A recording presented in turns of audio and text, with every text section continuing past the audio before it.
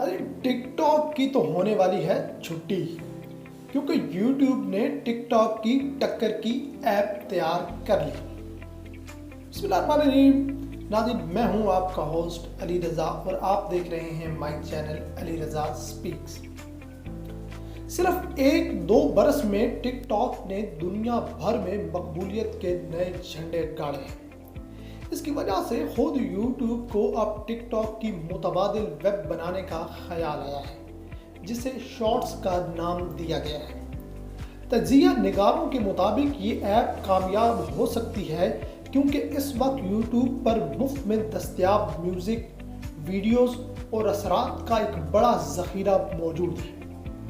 اس طرح یوٹیوب کو ٹک ٹاک پر ایک طرح سے برتری حاصل ہوگی۔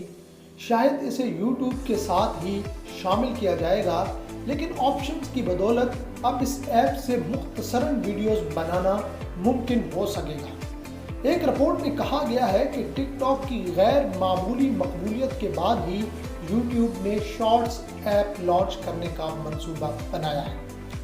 2016 میں چین میں لانچ کی گئی ٹک ٹاک ایپ تیزی سے مقبول ہوئی اور 2018 تک اس کی دھوم سنائی دی گئی۔ وائنز کی طرح اس میں 3 سے 60 سیکنڈز کی چھوٹی چھوٹی ویڈیوز بنائی جا سکتی ہیں جو ایک مسلسل لوپ کی صورت میں چلتی رہتی ہے۔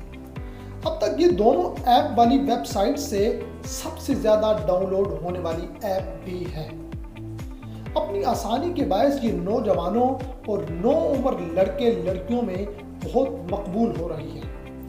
2 برس میں ایپ کے ڈاؤن لوڈ ہونے میں 125% اضافہ ہوا ہے۔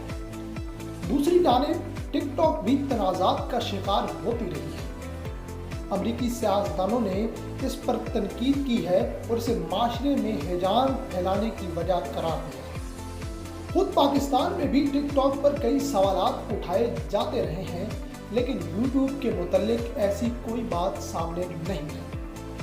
توقع ہے کہ یوٹیوب 2020 کے آخر تک شارٹس کو متعارف کروائے گی، لیکن موجودہ لاک ڈاؤن کی صورت میں شاید اسے جلد ہی پیش کیا جا سکتا ہے۔ تاہم فیس بک نے بھی ٹک ٹاک جیسی ایپ پیش کرنے کا اعلان کر دیا ہے، جسے لاسو کا نام دیا گیا ہے۔ لیکن اگر آپ کو ہماری یہ ویڈیو اچھی لگے تو ہماری ویڈیو کو لائک اور شیئر کیجئے، اور اس طرح کی مزید انفارمیٹو اور انٹرسٹنگ نیوز سننے کے لیے ہمارے چینل کو ضرور سبسکرائب کیجئے۔